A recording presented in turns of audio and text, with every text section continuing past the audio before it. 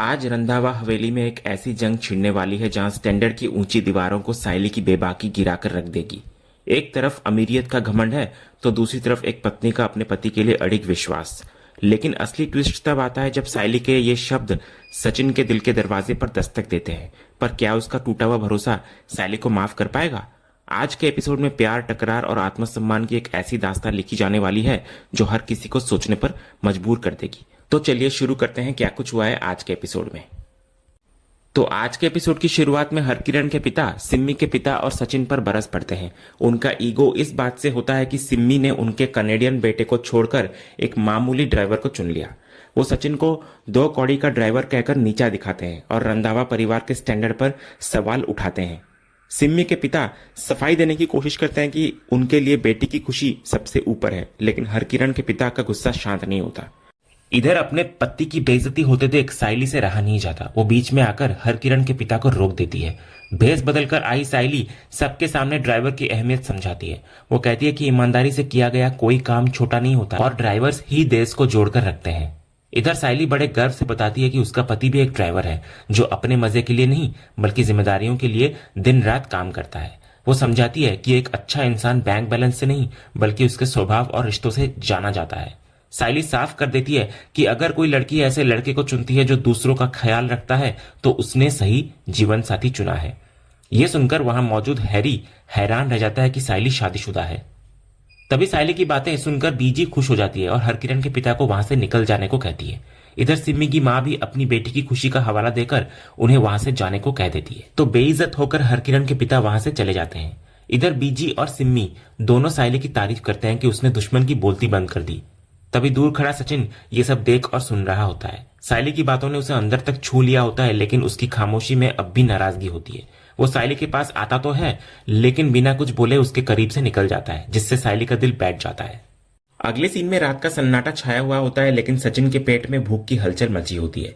परेशान होकर वो बाहर निकलता है और अपनी किस्मत को कोसते हुए बड़बड़ाता है कि पहले ही जिंदगी में इतनी मुसीबतें हैं और ऊपर से साइली यहाँ आटप की।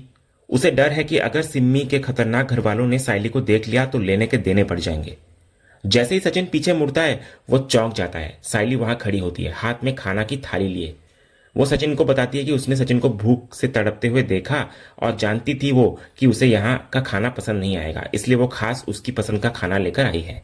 इससे पहले कि सचिन कुछ कह पाता, सिम्मी के भाइयों की आवाज सुनाई देती है। खतरा भांपते ही सचिन बिना देर किए साइली को खींचकर एक अंधेरे कोने में ले जाता है और दोनों छुप जाते हैं।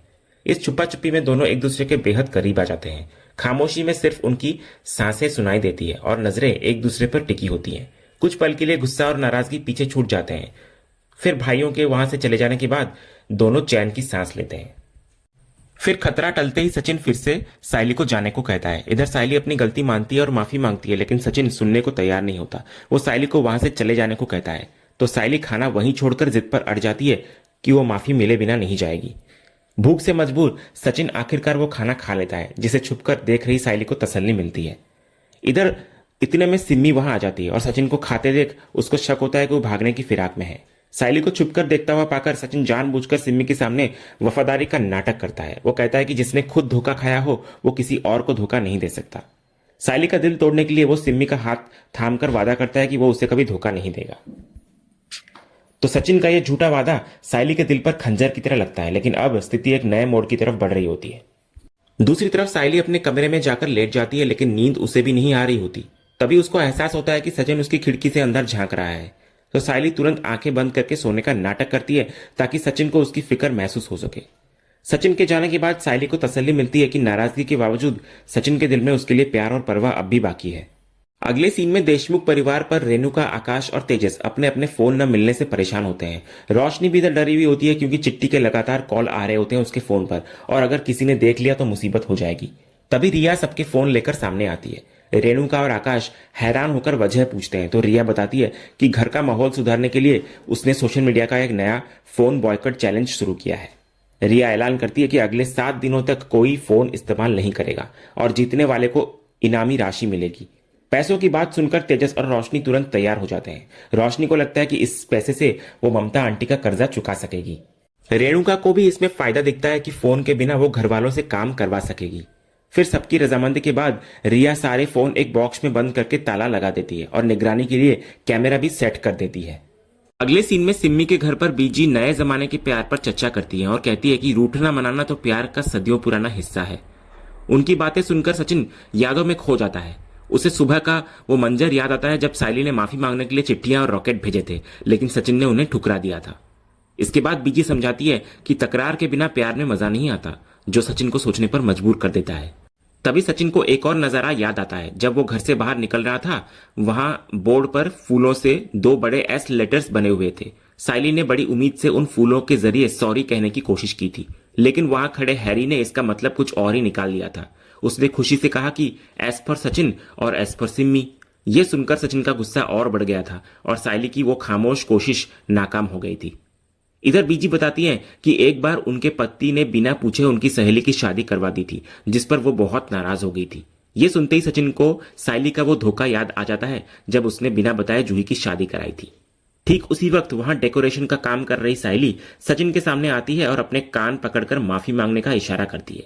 उसकी आंखों में पछतावा और माफी की तड़प साफ दिख रही होती है, लेकिन सचिन का दिल अभी भी पिघलने को तैयार नहीं होता। इसके बाद साइली बीजी के जरिए सवाल करती है कि क्या प्यार में गलती माफ नहीं की जा सकती। तो बीजी जवाब देती है कि प्यार में हर गलती माफी के लायक होती है, लेकिन सचिन का दिल अभी भी आहत होता है। वो एक चुपता हुआ सवाल पूछता है कि अगर बार बार भरोसा तोड़ा गया हो और इज्जत की धज्जियां उड़ाई गई हो तो क्या तब भी माफ करना चाहिए। तो सचिन का यह सवाल साइली को आईना दिखाता है और दोनों की खामोश नजरों के बीच यह एपिसोड यहीं समाप्त होता है। तो दोस्तों, आपको आज का ये एपिसोड का अपडेट कैसा लगा? क्या सचिन साइली की माफी कबूल करेगा या टूटे भरोसे की दरार हमेशा रहेगी? अपनी राय हमें कमेंट करके जरूर बताएं। अगर आपको वीडियो पसंद आया हो तो लाइक और शेयर करना ना भूलें और उड़ने की आशा के आने वाले एपिसोड के सभी अपडेट्स सबसे पहले पाने के लिए हमारे चैनल को अभी सब्सक्राइब करें और बेल आइकन जरूर दबाएं। मिलते हैं अगले वीडियो में, तब तक के लिए